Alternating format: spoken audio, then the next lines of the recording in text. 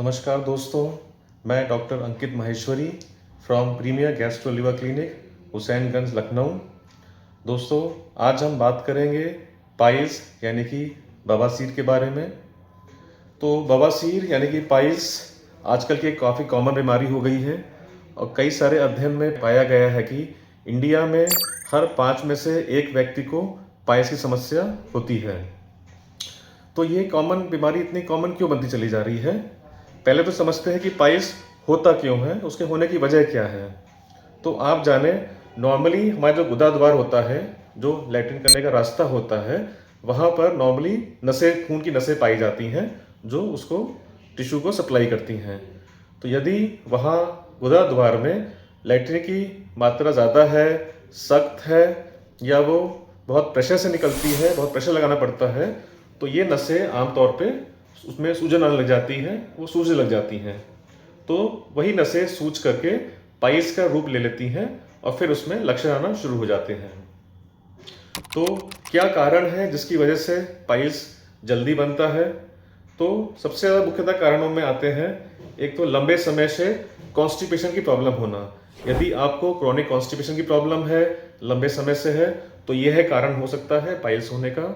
इसके अलावा यदि आप शौच करते समय अत्यधिक स्ट्रेन करते हैं, गुदा द्वार पर प्रेशर लगाते हैं, तो भी ये पाइल्स का बनने का कारण हो सकता है। तीसरा कारण है लंबे समय तक बैठना। यदि हमारी दिनचर्या में ज़्यादा टाइम हम ऑफिस में बैठ के बिताते हैं, बैठे रहते हैं, सेडेंटरी है, चलना फिरना कम होता है, तो ऐसे में पाइल्स का रूप बन सकता है।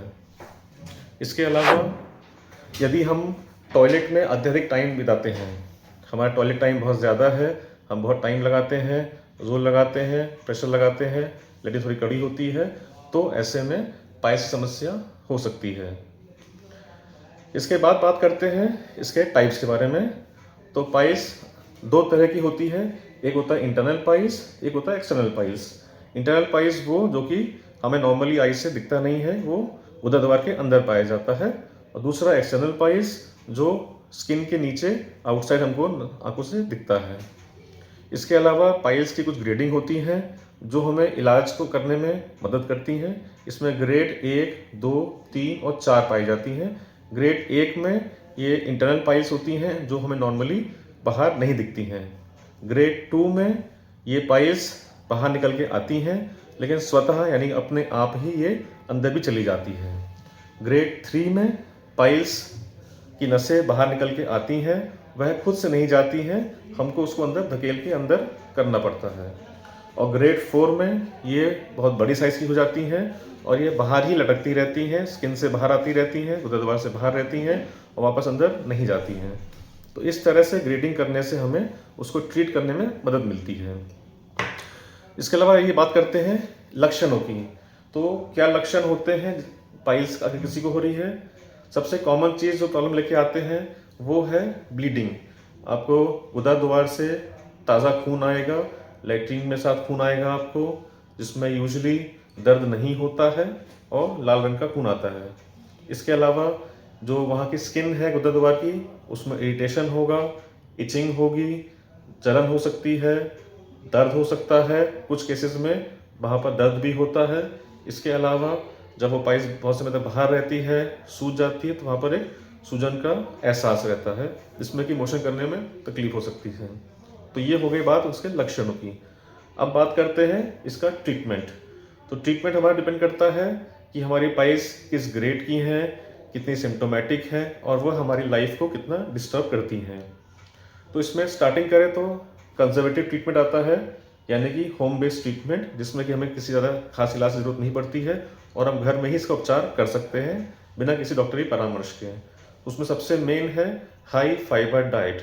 आपको अपने खाने में फाइबर की मात्रा ज़्यादा लेनी होगी, जैसे फल, सलाद, हरी सब्जियां, अंकुरित चना, इनका यूज़ ज़्यादा करें। पानी का इस्तेमाल ज़्यादा करें मौसम के हिसाब से। इसके अलावा अपने को बहुत सेडेंटरी मत रखें, दिन में 1 बार या 2 बार अच्छी मात्रा में वॉकिंग ज़रूर होनी चाहिए। तो सेडेंटरी लाइफस्टाइल से दूर रहना चाहिए। इसके अलावा सिट्स बाथ, यदि आपको सूजन है, दर्द है, इचिंग है, तो आप टब में गुनगुना पानी लेकर के उसमें 10 से 15 मिनट के लिए बैठ सकते हैं। यह चीज़ धीरे धीरे करके सूजन कम करेगा और आपको पाइल्स में सिम्टम्स में निजात दिलाएगा। इसके अलावा एक्सरसाइज वगैरह डेली में ज़रूर होना चाहिए, वॉकिंग होना चाहिए।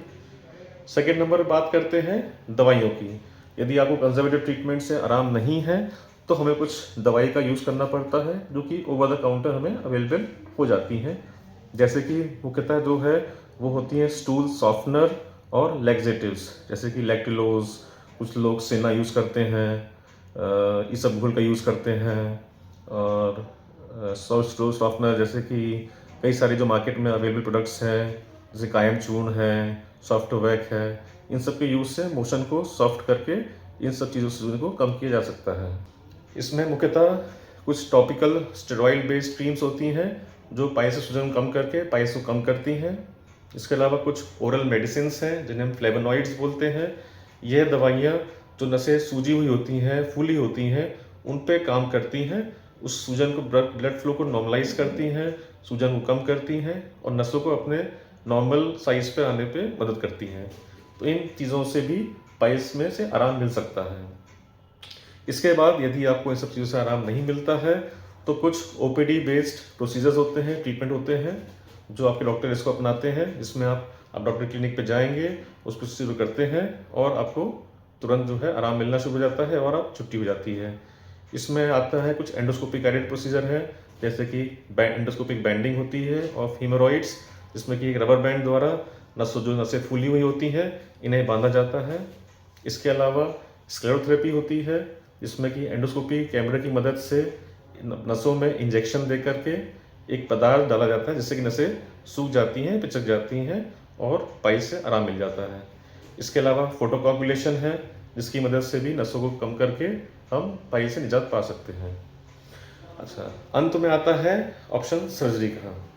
तो सर्जरी दोस्तों, अगर आपके काफ़ी बड़े ग्रेड के पाइल्स हैं जैसे ग्रेड 3, ग्रेड 4 हैं, या इंटरनल प्लस एक्सटर्नल पाइल्स हो गए हैं, या पाइल्स बाकी ट्रीटमेंट करने से ठीक तो हो जाते हैं लेकिन यदि वो बार बार हो रहे हैं, रिकरेंट हो रहे हैं, तो फिर हमें अंततः सर्जरी का इस्तेमाल करना पड़ता है, जिसमें कि कन्वेंशनल सर्जरी है ओपन हीमोरेक्टमी, जिसमें कि नाइफ द्वारा नसों को काट करके ख़त्म किया जाता है, और दूसरा होता है स्टेपल हीमोरेक्टमी, इसमें कम चीरे से स्टेपल करके नसों को कमज़ोर करके उन्हें ख़त्म किया जाता है।